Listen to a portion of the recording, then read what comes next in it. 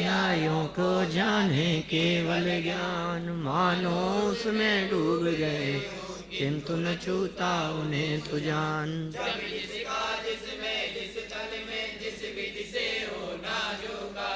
तब उसका उसमें उस थल में उस विधि से होता वह का।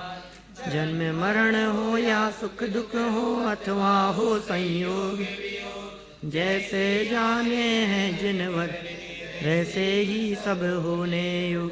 कोई न उनका करता हरता, उनका होना वस्तु स्वभाव। ज्ञान कला में गे झलकते किंतु नहीं उसमें प्रभाव। और न पर में मेरा कार्य सहज स्वयं निज क्रम से होती है मुझ में।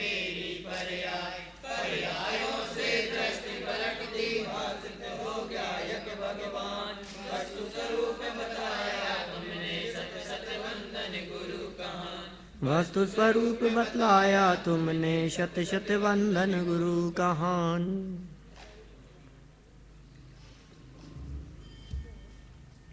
क्रमबद्ध पर्याय अनुशीलन के आधार से प्रश्नोत्तरों की चर्चा के अंतर्गत हम यहाँ अकाल मृत्यु की चर्चा कर रहे थे। क्या चीज़ है ये अकाल मृत्यु? बोलो, क्या है ये? आयु कर्म की उदीर्णा और अपकर्षण के अतिरिक्त और कुछ नहीं है। एक और बात जो जगत में समझी देखी जाती है अकाल मृत्यु के संदर्भ में, वो ये है कि अपेक्षित आयु के पहले मरण। ठीक है ना, ध्यान रहेगी बात। अपेक्षित आयु जो भी थी उसके पहले यदि मरण हो गया तो उसे अकाल मृत्यु कह करके पुकारा जाता है। अच्छा, इस संदर्भ में जो सूत्र प्रस्तुत किया जाता है वो कौन सा सूत्र है?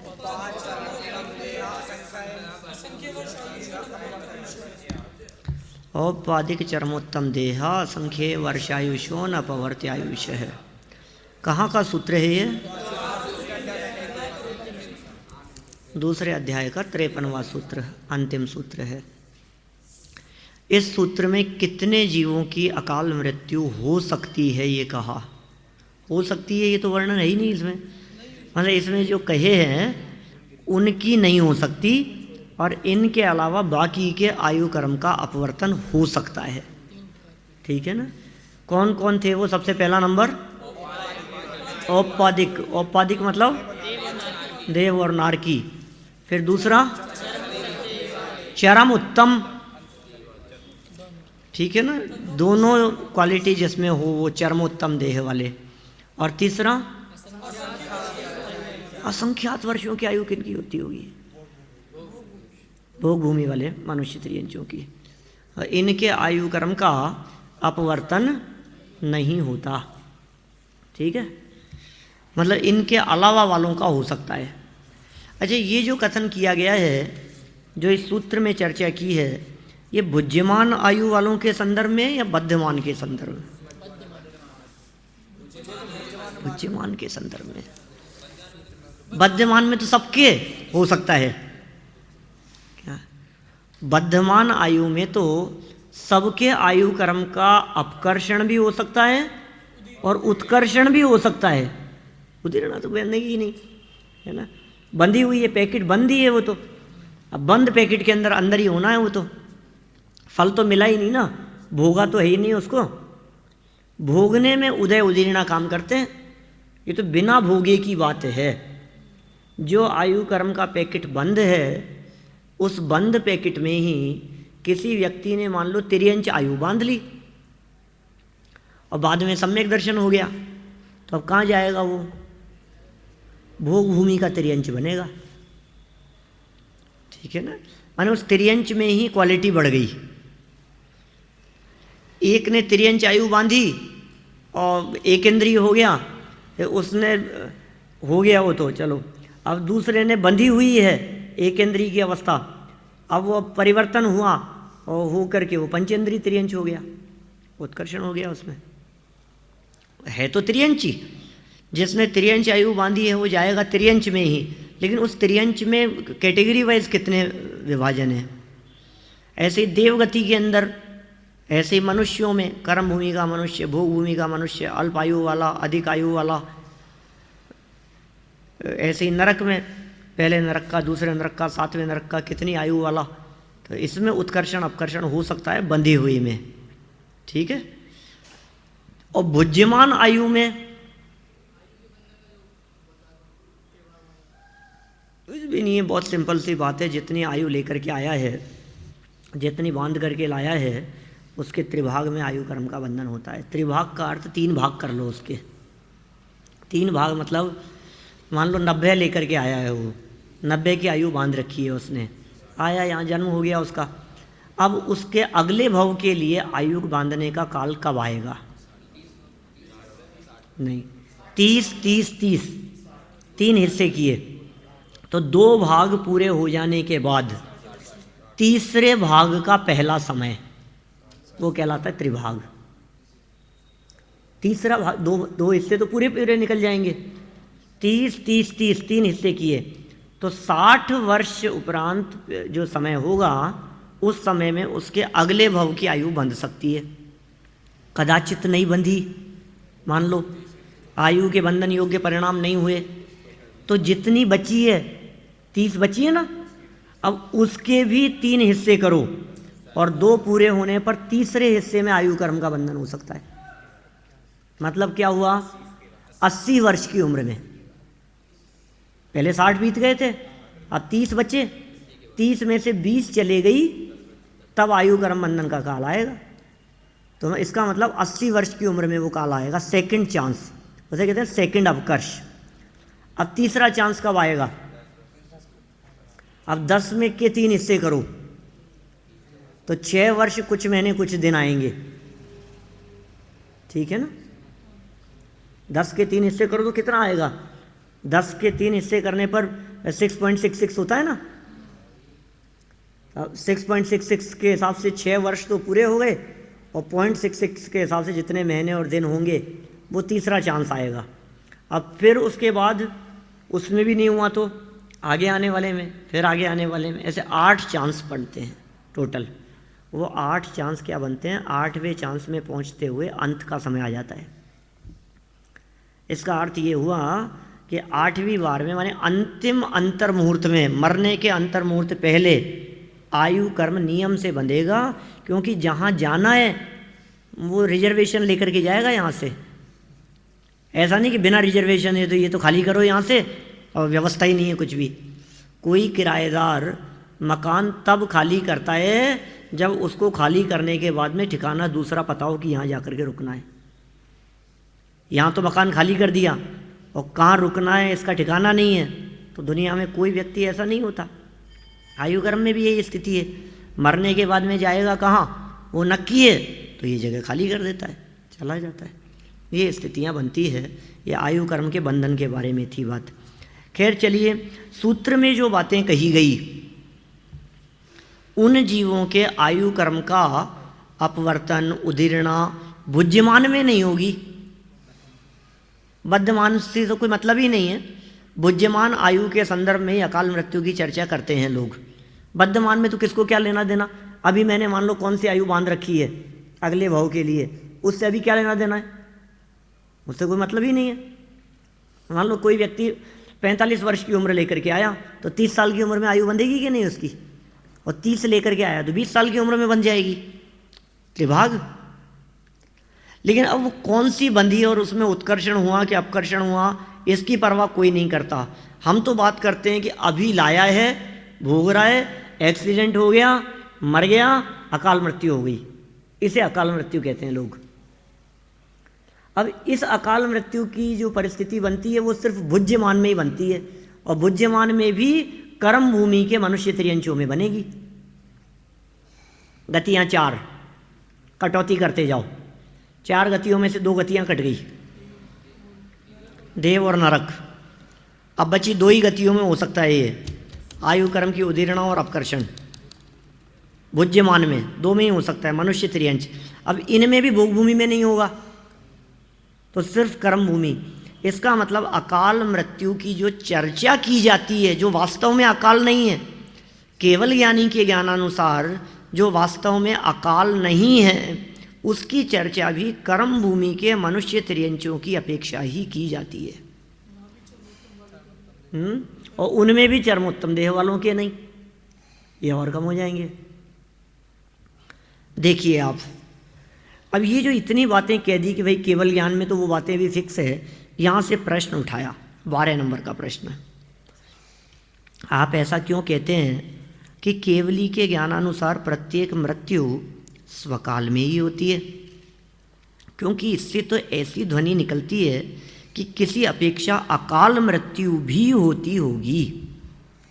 भाई केवली के अनुसार स्वकाल में और छद्मस्तों के अनुसार अकाल में, ऐसी ध्वनि निकलती है। जवाब, होती तो क्या है, कहीं अवश्य जाती है। केवली तो कह भी नहीं सकते, छद्मस्तों के अनुसार कहीं जाती है अकाल मृत्यु। अपकर्षण, उदीर्णा आदि की अपेक्षा इस प्रकार का कथन होता है। इसे क्षयोपशम ज्ञान की अपेक्षा भी कह सकते हैं। क्षयोपशम ज्ञान कहिए, छद्मस्त कहिए, अल्प ज्ञानी है, हमारी दृष्टि से हम कह सकते हैं कि भाई हाँ होती है अकाल मृत्यु। हम तो कहेंगे हमें पता ही नहीं था। मान लो अनेकांत की डेथ हुई अभी 10 लक्षण के बीच में, अहमदाबाद में मरा ना, अकाल मृत्यु हुई, ये कहोगे आप? और क्या कहोगे? किसी से भी पूछो तो कहेगा मरने वाला है, ऐसा कौन कहेगा? माने जिसके मरने की संभावना ना हो और वो मर जाए, उसे लोक व्यवहार में अकाल मृत्यु कह करके पुकारा जाता है। छद्मस्त लोग कहते हैं, अल्पज्ञ कहते हैं, नासमझ लोग कहते हैं। देखिए, जिस प्रकार एक घड़े में, कल अपन ने घड़े की बात की थी ना, ये ज़्यादा बहुत अच्छे ढंग से इस बात को यहाँ समझा रहे हैं। जिस प्रकार एक घड़े में 10 लीटर पानी है और उसमें एक छेद भी है, जिसमें से वह पानी 1 घंटे में 1 लीटर की रफ्तार से निकल रहा है। घड़ा है, 10 लीटर पानी है, पानी से भरा हुआ है, उसमें नीचे की तरफ एक सुई की नोक बराबर बारीक छेद है, जिसमें पानी के निकलने की स्पीड क्या है? 1 घंटे में 1 लीटर, बराबर। यदि गणितज्ञ से पूछा जाए कि वह घड़ा कितने समय में खाली हो जाएगा, तो वह अपने गणितानुसार 10 घंटे बताएगा, जो कि सही है। आप लोगों को भी पता है। अभी आपसे पूछेंगे कब खाली होगा, बोलो वो घड़ा अभी भरा है तो 10 घंटे लगेंगे। 1 घंटे में 1 लीटर खाली होता है, 10 लीटर है, 10 घंटे में खाली होगा, सही है कैलकुलेशन। पर यदि किसी भी भविष्य ज्ञानी से पूछा जाए कि वह घड़ा कब खाली हो जाएगा, तो वह यह भी बता सकता है कि 5 घंटे में। अरे साहब, इतनी भी कैलकुलेशन नहीं आती आपको? 5 घंटे में कैसे खाली हो जाएगा? क्योंकि उस भविष्य ज्ञानी को यह भी पता है कि 5 घंटे बाद एक बालक की ठोकर से यह घड़ा ढुलक जाएगा और पानी निकल जाएगा। हो सकता है ऐसा? पानी से भरा हुआ घड़ा था, मैं कहता ना, दादा ऐसा बतलाते हैं, ये पुराने ज़माने में जब घड़ियाँ नहीं होती थी तो घड़ी का काम घड़े से चलाया जाता था। घड़ा भर के रख दिया जाता था और जिस स्पीड से पानी निकलता था और उस पानी की पोजीशन देखकर यह अंदाज़ा लगा लिया जाता था कि इतना टाइम व्यतीत हो गया, अब इतना टाइम बचा है। कई तरह से अंदाजे लगाते थे। घड़ियाँ नहीं होती, सूर्य के प्रकाश से लगाते थे, कहाँ तक सूर्य आ गया मकान में, यहाँ तक अभी सूर्य है, इसका मतलब इतने बजे हैं। सूर्य का प्रकाश और आगे यहाँ तक आ गया तो इतने बज गए होंगे, यहाँ तक है तो अभी इतने बजे हैं। ऐसे घड़े से अंदाज़ा लगाया जाता था पानी निकलने से। किसी व्यक्ति ने पानी का घड़ा भरा, 1 घंटे में 1 लीटर खाली होता है, मानो 12 लीटर पानी है उसमें, सुबह 7 बजे भरा है। एक बच्चा देख रहा है कि पिताजी ये घड़ा कब खाली होगा? तो जवाब दिया शाम 7 बजे खाली होगा। ठीक है। अब कोई भविष्य ज्ञानी ये कह सकता है कि 7 बजे नहीं है तो 5 बजे ही खाली हो जाएगा। कैसे कह रहा है? कि उसे पता है कि कुछ बच्चे यहाँ क्रिकेट खेलेंगे और बॉल से एक शॉट लगेगा और शॉट लगने पर वो घड़ा या तो पूरा फूट जाए तो उसी समय खाली हो गया, पूरा फूट गया तो ये पूरे फूटने की स्थिति ऐसी कि बम विस्फोट में शरीर के चिथड़े चिथड़े उड़ गए। अब आयु कहाँ बचेगा, वो तो गया, पानी पूरा का पूरा ढुल गया, बह गया, सब खत्म हो गया, घड़ा फट गया ना।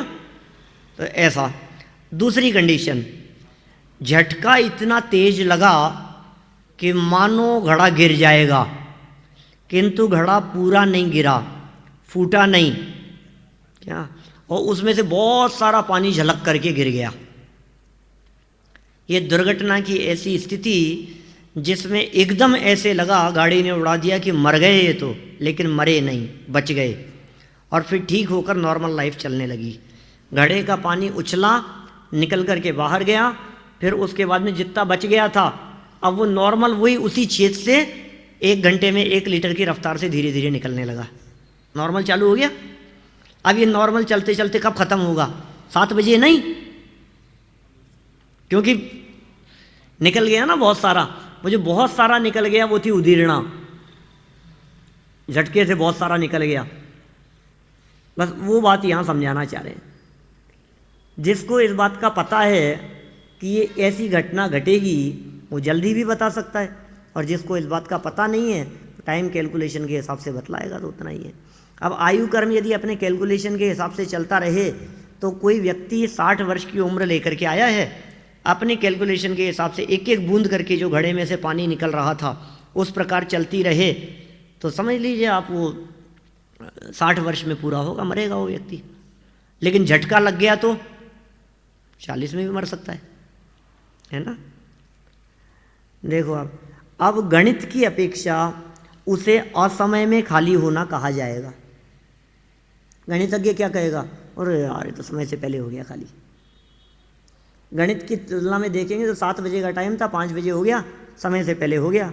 और भविष्य ज्ञानी अथवा वस्तु स्थिति की अपेक्षा ये कहा जाएगा कि उसकी नियति ही यह थी, अतः स्व समय में अपनी होनहार के अनुसार उचित निमित्त पूर्वक ही सब कुछ घटित हुआ है। बोलो, भविष्य ज्ञानी के ज्ञान में पता था। इसी प्रकार अब दूसरा बहुत सुंदर एग्जाम्पल दिया है। जैसे किसी अपराधी को 10 वर्ष की सजा हुई है, जब उसने न्यायाधीश से, वकील से, जेलर से पूछा कि मैं जेल से कब छूटूंगा, तो सभी ने एक स्वर से यही उत्तर दिया कि 10 वर्ष बाद। और इस कथन को झूठ भी नहीं कहा जा सकता। सजा हुई है 10 साल की, सब यही कहेंगे। परिवार वालों से पूछता है, जेलर से पूछता है, किसी से, हर व्यक्ति कहे भाई साहब अब तो गए आप 10 साल के लिए, 10 साल बाद में छूटोगे। पर जब किसी भी भविष्य ज्ञानी से पूछा जाएगा तो वह यह भी कह सकता है कि 5 वर्ष बाद, ऐसा कह सकता है, क्योंकि उसे पता है कि 5 वर्ष बाद राजा के पुत्र का जन्म होगा, उसकी खुशी में सभी कैदी छोड़ दिए जाएंगे, यह भी छूट जाएगा। हो सकता है ऐसी घटना घटेगी। 50वां स्वतंत्रता दिवस मनाया तो बहुत सारी कैदियों की सज़ा कम कर दी गई थी। होता है इस तरह की कोई घटना ऐसी घट गई, कोई खुशी का प्रसंग था, चलो इन लोगों को भी आज खुशी के प्रसंग में इनकी सज़ा सबकी आधी कर दो, ये जितने हैं जितनी भोगली ठीक है, अब इनको मुक्त कर दो, ऐसा हो जाता है। न्यायाधीश आदि का कथन फैसले में दी गई सज़ा के आधार पर है और भविष्यवक्ता का कथन वास्तविकता के आधार पर है। अतः वह वास्तविक है और न्यायाधीश आदि का सापेक्ष है। भविष्य ज्ञानी का तो वास्तविक कथन है, अब वो भविष्य ज्ञानी कहे 5 साल में छूट जाओगे, या भविष्य ज्ञानी कहे अब ज़्यादा की स्थिति तो आयु में बनती नहीं है इसलिए कम ही मानो, नहीं तो कभी किसी की सज़ा बढ़ा दी जाए। सज़ा में तो ऐसा भी हो सकता है ना, 10 साल की सज़ा मिली हो तो 12 में छूटेगा, ये पागल हो गया, कैसी बात कर रहे हैं, 10 साल की सज़ा मिली है 12 में छूटूंगा। तो उसको पता है कि ऐसा ऐसा अपराध तेरे तू करेगा जेल में और तेरी सज़ा 2 साल और बढ़ा दी जाएगी। अब लेकिन आयु में ये स्थिति बनती नहीं, आयु में तो कम होने की बात होगी। और सब ने ये कहा कि 10 साल में छूटेगा और वो भविष्य वेत्ता कह रहा है 8 साल में छूट जाएगा।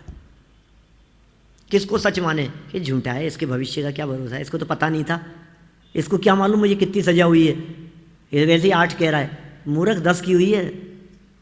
लेकिन उस भविष्य ज्ञानी का ज्ञान वस्तु स्थिति की अपेक्षा से है, उसको सब ज्ञान है, वो बतला देता है, वही सत्य है। उसी प्रकार किसी जीव ने आयु कर्म की स्थिति 80 वर्ष की बांधी है और 40 वर्ष की उम्र में उसका अपकर्षण होना है या उसे उदीर्णा होकर खिर जाना है।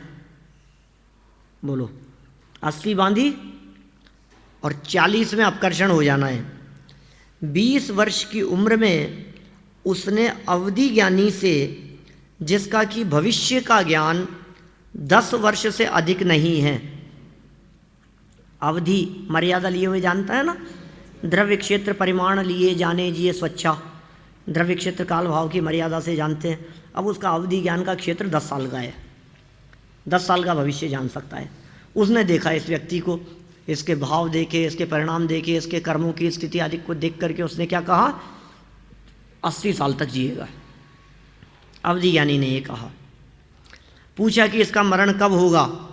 उसने अपने अवधि ज्ञान से उसकी आयु की स्थिति जानकर बताया कि 80 वर्ष की उम्र में। पर जब केवल ज्ञानी से पूछा तो बताया 40 वर्ष की उम्र में। तो हमें दोनों में से कोई एक झूठा लगेगा, पर यह कथन झूठे नहीं किंतु सापेक्ष कथन है। बोलो कौन झूठा है? एक 40 कह रहा है, एक 80 कह रहा है, दोनों ही सच्चे हैं, सापेक्ष कथन है। अवधि ज्ञान रूप क्षेयोपशम ज्ञान की अपेक्षा उसे हम अकाल मृत्यु कहेंगे, क्योंकि अवधि ज्ञानी ने 80 कही थी, 80 जानी थी और 40 में मर गया, अकाल में मर गया। और केवल ज्ञान की अपेक्षा स्वकाल में ही मरण हुआ कहा जाएगा। अथवा स्वास्थ्य आदि देखकर हम अपेक्षा तो यह रखते हैं कि यह आदमी 80 वर्ष जिएगा, पर विषादी भक्षण से जब वे 40 वर्ष की उम्र में ही मर जाता है तो कह देते हैं असमय में मरण हो गया है। हमारे इस ज्ञान का क्या आधार है कि उसे 40 वर्ष से अधिक जीना था? 40 में मरा ना कोई व्यक्ति और हमने कह दिया अकाल हो गया। हमारे इस ज्ञान का क्या आधार है कि 40 में ही उसका मरण होना था और 40 वर्ष से अधिक जीना था, लेकिन 40 में मर गया? बिना इस ज्ञान के उसे अकाल कहना कथन मात्र के अतिरिक्त और क्या हो सकता है? हमारे ज्ञान की कल्पना है, 100 मान ली हमने, 30 में मर गया, अकाल हो गया। तो तुम्हारे इस ज्ञान का क्या आधार है कि 100 जीना था? तुम्हारे इस ज्ञान का आधार क्या है कि 80 तक जीना था, कि बुढ़ापे में मरना था? जवानी में मर गया तो अकाल कह दिया और बुढ़ापे में मरा तो स्वकाल कह दिया। तुम्हारे इस ज्ञान का क्या आधार है? उक्त कथन से यह स्पष्ट हो जाता है कि मरण तो जब होना था तभी हुआ है, उसमें कोई फेरफार नहीं हुआ है। जो कुछ भी अंतर आया है वह मात्र कथन में आया है, मरने में कोई अंतर नहीं पड़ा। जिन शब्दों में अ लगाकर निषेधवाचक बनाया जाता है उनमें अकाल भी एक शब्द है, जिसका अर्थ समय से पहले न होकर काल से भिन्न कोई अन्य कारण होता है, क्योंकि इस प्रकरण में काल शब्द का प्रयोग एक कारण के अर्थ में हुआ है। बहुत सुंदर स्पष्टीकरण करना चाह रहे हैं यहाँ। वास्तव में काल जो है वो काल लब्धि के अर्थ में है, स्वकाल। आगे आ रही है चर्चा, इसमें बतलाने वाले हैं। कार्य 5 समवाय से होता है, काल लब्धि से हुआ तो काल मरण कह दिया, और काल के अतिरिक्त को एक शब्द में कहना हो तो अकाल कह देंगे। देखो, मृत्यु रूपी कार्य होने में अनेक कारण होते हैं, उनमें काल भी एक कारण है। कथन में अनेक कारण तो एक साथ आ नहीं सकते, अतः किसी एक कारण को मुख्य करके कथन होता है। जब काल को मुख्य करके कथन होता है तब उसे काल मृत्यु कहते हैं। जब काल को मुख्य किया तो काल मृत्यु कह दिया गया, और जब काल मुख्य कारण रूप से दिखाई न दे और काल से भिन्न विष भक्षण आदि कोई अन्य कारण मुख्य दिखाई दें तो उसे अकाल मरण कहेंगे। बोलो, काल मरण हुआ या अकाल मरण हुआ, कहने में भेद पड़ेगा। अकाल मृत्यु की परिभाषा में भी कहा भी गया है कि विष भक्षण आदि के द्वारा होने वाली मृत्यु को अकाल मृत्यु कहते हैं। माने अकाल मृत्यु किसे कहते हैं? विष भक्षण आदि से मृत्यु हो गई तो उसे अकाल कहते हैं। इससे तो यही निष्कर्ष निकलता है कि अकाल शब्द असमय का सूचक न होकर काल के अतिरिक्त अन्य कारणों का द्योतक है। ये अर्थ निकला इससे तो कि काल के अतिरिक्त दूसरे कारणों का द्योतक है। जब हम किसी के मरने पर पूछते हैं कि कल तक तो ठीक था, आखिर उसे अचानक क्या हुआ, तो यही उत्तर मिलता है कि कुछ नहीं, समझ लो उसका काल ही आ गया था। अब कुछ भी नहीं था, ठीक था, आराम से बैठा था, अब बैठे बैठे ही क्या हुआ कि पता नहीं, गर्दन लड़क गया। क्लास में बैठा था, शांति से था, कुछ भी नहीं था, कोई तबीयत खराब नहीं थी, कुछ भी नहीं थी, पूरा अब क्या हुआ, अब क्या कहें क्या हुआ, काल ही आ गया, ये कहोगे? बताओ ना। 86 लाइन बता देना कहाँ है। जिसका काल आ जाए उसे कौन बचा सकता है? फिर कोई कारण का पता चलता तो उसका इलाज भी किया जाता। तथा यदि कोई विष भक्षण, एक्सीडेंट आदि अन्य कारण दिखाई देता है तो कोई यह नहीं कहता कि उसका काल ही आ गया था, अपितु यह कहा जाता है कि घर से तो अच्छे चले थे पर एक्सीडेंट हो गया या किसी ने जहर दे दिया अथवा और जो कुछ हुआ होता है वह कारण बताया जाता है। साथ में यह भी कहा जाता है कि भाई वे तो बेचारे अकाल मौत के शिकार हुए, कुछ भी नहीं था जी, वो मारने के लिए आए थे, कोई लोग किसी को मारना चाहते थे, ये बीच में आ गए तो इनको ये इनके गोली लग गई, ये मर गए, ये बेचारे बेमौत मारे गए। ऐसा हो जाता है ना। वो उसको मारना चाहते थे, अब ये खाम बीच में ज़्यादा बन रहे थे होशियार, चले गए छुड़ाने के लिए, और वो तो उसको तो बचा लिया और खुद मर गए, मारे गए। तो ऐसे कोई अभी तो हट्टे कट्टे थे, इनका कौन सी बीमारी नहीं थी, कुछ नहीं था, अभी कौन सा काल आ गया था इनका। वो तो प्रसंग ऐसा बन गया कि उनकी आयु खत्म हो गई, अकाल मौत के शिकार हो गए। कोई दंगों में मारे गए, अकाल मौत के शिकार हो गए बेचारे, क्या करें, कुछ भी नहीं था, सब्जी मंडी में सब्जी खरीद रहे थे और बम विस्फोट हो गया और बेमौत मारे गए बेचारे, अकाल मौत हो गया। सीरियल बम ब्लास्ट कितने होते रहते हैं ना जगह जगह इस तरह के। तो ऐसी मृत्यु के लिए अकाल मृत्यु शब्द का प्रयोग कर दिया जाता है, क्योंकि इसमें अपने को कारण दिखाई दे रहा है। और जहाँ कोई कारण न दिखाई देवे, कहते हैं काल ही आ गया था ये तो। इस प्रकार अकाल मृत्यु असमय की सूचक न होकर काल के अतिरिक्त मुख्य रूप से अन्य कारणों से होने वाली मृत्यु की सूचक है। इस प्रकार यह स्पष्ट हो जाता है कि अकाल मृत्यु के कथन से क्रमबद्ध पर्याय की मान्यता में कोई अंतर नहीं पड़ता। इस तरह से ये क्रमबद्ध पर्याय के संदर्भ में अकाल मृत्यु की जो थोड़ी बहुत चर्चा हुई है वो मैं समझता हूँ क्लियर हो गई होगी। ये थोड़ा बहुत प्रसंग आगे बढ़कर 14 नंबर के प्रश्न में भी उठाया है पुनः। अकाल मृत्यु के बारे में पेज नंबर 92 पर है, अपन पढ़ेंगे उसको। अभी तो अपन आ जाते हैं वापस 13 नंबर प्रश्न पर। मैंने वहाँ भी अकाल की थोड़ी बहुत चर्चा उठाई है, अकाल और स्वकाल की चर्चा की है। यदि ऐसा माने तो क्या हानि है?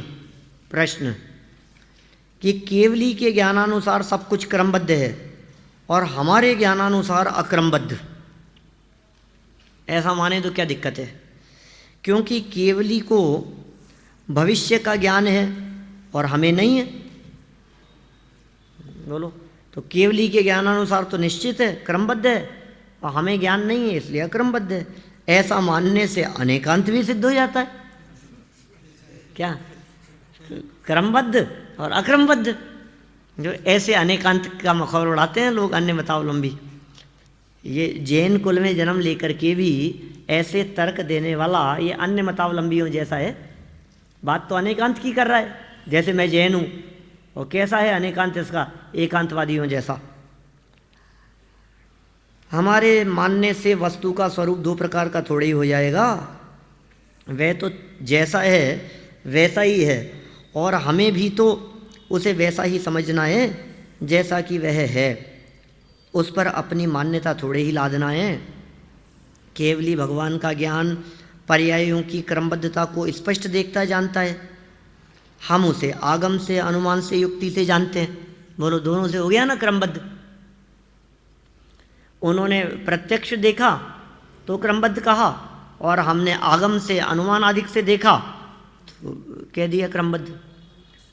वे यह भी स्पष्ट जानते हैं कि किस द्रव्य की कौन सी पर्याय कब और कौन सी विधि से वे किस निमित्त पूर्वक कैसी होगी, और हम मात्र ये जानते हैं कि प्रत्येक द्रव्य की प्रत्येक पर्याय का द्रव्य, क्षेत्र, काल, भाव व निमित्त सब कुछ निश्चित है, पर यह नहीं जानते किसका कब क्या कैसा होगा। हम ये नहीं जानते, बस निश्चित है इतना जानते हैं। जा करी जैसे जाई समय में जो हो तब जा द्वार, हम इतना सा जानते हैं बस। ये छद्मस्तों का कथन है। और केवल यानी ये भी जानते हैं कि कौन सी पर्याय कब होगी। भविष्य की पर्यायें भी क्रमबद्ध ही होती हैं। यह ज्ञान होने पर भी यदि हमें यह ज्ञान नहीं है कि किसके बाद कौन सी पर्याय होगी, तो इससे वे अक्रमबद्ध कैसे हो जाएंगी? हमें पता नहीं है, इसका अर्थ ये थोड़ी ना वो अक्रमबद्ध हो जाएगी। अच्छा, हमें पता नहीं है कि आगे कौन सा क्वेश्चन आने वाला है इसके बाद में, और फिर उसके बाद में कौन सा क्वेश्चन आएगा, उसके बाद में कौन सा क्वेश्चन आएगा, ये हमें पता नहीं है। तो क्या कोई भी प्रश्न आ जाएगा? हमें पता नहीं है, लेकिन क्रम तो है ही, इसमें तो क्रम ही है, व्यवस्थित है, और वही आएगा जो लिखा हुआ है आगे, जो नक्की है। हमें कैसे पता? इससे तो हम ये कह सकें कि हमारे ज्ञानानुसार पर्याय अक्रमबद्ध है, हम ये बात नहीं कह सकते। इससे तो हमारी अज्ञानता ही सिद्ध होती है, पर्यायों की अक्रमबद्धता नहीं। हमें अपने अज्ञान को पर्यायों पर थोपने का क्या अधिकार है? हमें पता नहीं है, ये हमारा अज्ञान है, और हम अपने अज्ञान को पर्यायों के ऊपर थोपे, ऐसा अधिकार हमारे को नहीं है। ये अधिकार हमारे को किसने दिया? उसके ऊपर अपना ये अज्ञान थोप करके कह दें कि नहीं नहीं और कुछ होगा। जरा विचार तो करो। रविवार आदि 7 वारों का एक क्रम निश्चित है। कुछ व्यक्तियों को उनके क्रम का ज्ञान है, वे अच्छी तरह जानते हैं कि किस वार के बाद कौन सा वार आता है, और ये भी जानते हैं कि भविष्य में भी इसी क्रम से 7 वार होंगे, ये वार आएंगे। पर कुछ लोगों को इस बात का ज्ञान नहीं है। तो क्या जिन लोगों को ज्ञान है उनके ज्ञानानुसार वार क्रमबद्ध होंगे, और जिन्हें ज्ञान नहीं है या गलत ज्ञान है उनके ज्ञानानुसार वे अक्रमबद्ध या अनिश्चित हो जाएंगे? ज्ञान नहीं है। मुझे विश्वास है ये बात आपको भी स्वीकार न होगी, क्योंकि उनके ज्ञान, अज्ञान या गलत ज्ञान का वारों पर क्या असर होने वाला है? वे तो अपने निश्चित क्रमानुसार ही होंगे। उसी प्रकार पर्यायों की क्रमबद्धता रूप वस्तु स्थिति को केवली के ज्ञान और क्षोभ्यम ज्ञान वालों के ज्ञान या अज्ञान से क्या अंतर पड़ता है? वे तो जैसी हैं वैसी ही रहेंगी। केवल ज्ञानी ने जान लिया इसलिए क्रमबद्ध हो गई हों, ये भी नहीं है, और छद्मस्त नहीं जान पाया इसलिए अक्रमबद्ध हो जाएं, ये भी नहीं है। ज्ञान, अज्ञान, अल्प ज्ञान, पूर्ण ज्ञान, मिथ्या ज्ञान की स्थितियों से वस्तु की स्थिति का कोई संबंध नहीं है। वस्तु स्थिति का कोई संबंध नहीं है इससे। इनसे उसमें कोई फर्क नहीं पड़ता, बल्कि वस्तु की जो स्थिति है उसके अनुसार ही ज्ञान जानता है। अर्थात उसे जो सही जानता है वह सही ज्ञान है, जो पूर्ण जानता है वह पूर्ण ज्ञान है, जो अपूर्ण जानता है वह अपूर्ण ज्ञान है, जो मिथ्या जानता है वह मिथ्या ज्ञान है, और जो नहीं जानता है वह अज्ञान है। अब वस्तु की स्थिति तो है जैसी है, उस वस्तु स्थिति को आप नहीं जान रहे तो आप अज्ञानी हो, आप गलत जान रहे हो तो आपका ज्ञान मिथ्या ज्ञान है, आप अपूर्ण जान रहे हो तो आपका ज्ञान अपूर्ण ज्ञान है। वस्तु स्वरूप वस्तु स्थिति में कहाँ फर्क पड़ता है। अतः ये कहना कि केवली के ज्ञान के अनुसार पर्यायें क्रमबद्ध होती हैं और हमारे ज्ञान के अनुसार क्रमबद्ध पर्याय का सही स्वरूप समझे बिना ही मैं भी सही और तू भी सही जैसी उभयाभासी बाल चेष्टा है, अनेकांत नहीं है। जयपुर खानिया तत्व चर्चा में सम्मिलित दोनों पक्षों के सभी दिग्गज विद्वानों ने एक मत से यह स्वीकार किया है कि प्रत्येक कार्य स्वकाल में ही होता है। इस बात का उल्लेख जयपुर खानिया तत्व चर्चा में इस प्रकार मिलता है। जयपुर खानिया तत्व चर्चा, ये जयपुर के खानिया में ये ऐसी तत्व चर्चा हुई जिसमें कुछ मुद्दे ऐसे उठाए गए जिन मुद्दों में विवाद था परस्पर दोनों पक्षों में, और उनका आगम के आधार से उनमें एक प्रकार से न्याय हुआ, आगम के आधार से निर्णय होगा। और दोनों ही पक्षों के दिग्गज विद्वान बहुत थे, वे तो अपने फूलचंद जी थे अपनी तरफ से, समझ लो आप, सर्वमान्य थे विद्वान, विशिष्ट विद्वान। वो तत्व चर्चा बहुत प्रसिद्ध है, उपलब्ध भी है अपनी लाइब्रेरी के अंदर, जयपुर खानिया तत्व चर्चा के नाम से प्रकाशित ग्रंथ होगा। हाँ, कौन सी सन में भाई साहब तो ध्यान नहीं है, लेकिन करीब 25-30 साल पुरानी बात हो सकती है, 30-40 साल, ध्यान नहीं है सर। उसी में है, बिल्कुल देखना आप, उसमें लाइब्रेरी में मिल जाएगा।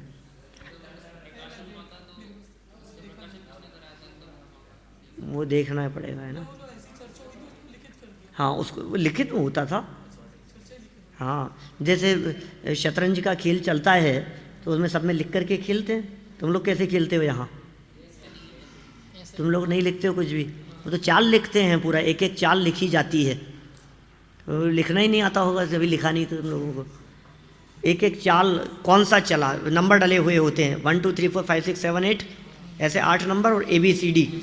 तो ये जो चला है कहाँ पर था, कहाँ से कहाँ गया, तो कितना चला वो और किस जगह पर। जैसे यहाँ मान लो ऊँट है, अब ये ऊँट इधर गया है तो कौन सी जगह पर गया है, इस चाल में। चाल नंबर डले हुए होते हैं और उस नंबर के ऊपर इस चाल पर पहुँचा। फिर इसके बाद में इसके समान जैसे 5वीं चाल चली इसने, तो 5वीं चाल के जवाब में उसने क्या चला, और वो चाल का पूरा चार्ट रहता है दोनों का।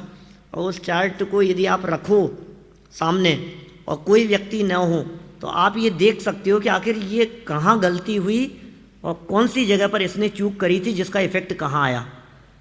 वो सब खेलों में इस तरह का होता है। कभी भी इंटरनेशनल खेलोगे ना इस तरह से, तो वो उसमें सब ऐसा चलता है। चलती रहते हैं, होते हैं इस तरह के कई इस तरह के ग्रुप बने हुए हैं जो लोग करते रहते हैं इस तरह का, साल भर में होता रहता है। हैं, हार गया ना वो तो, विश्वनाथन तो अभी दूसरा आया ना, उसने हाँ हरा दिया उसको। काफ़ी सालों तक रहा विश्वनाथन चैंपियन। क्या हुआ? नहीं नहीं नहीं नहीं, वो अलग है।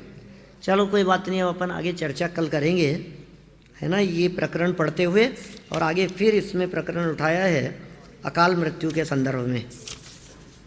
इस प्रश्न का जवाब भी लंबा है थोड़ा सा। इतना निष्कर्ष निकाला है कि केवल ज्ञान भी जानता मात्र है, करता नहीं है। इस पॉइंट की सिद्धि कल करेंगे। तो महावीर भगवान की